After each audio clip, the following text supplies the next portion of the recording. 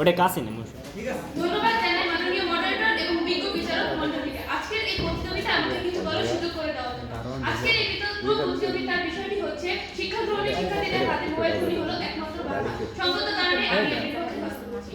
আসলে আমাদের এই বিষয়টির বিপক্ষে কথা বলার কারণ হচ্ছে শিক্ষা গ্রহণে শিক্ষার্থীদের হাতে মোবাইল ফোন বাধা নয়, বরং এটা আমাদের এগিয়ে যাওয়ার প্রেরণা।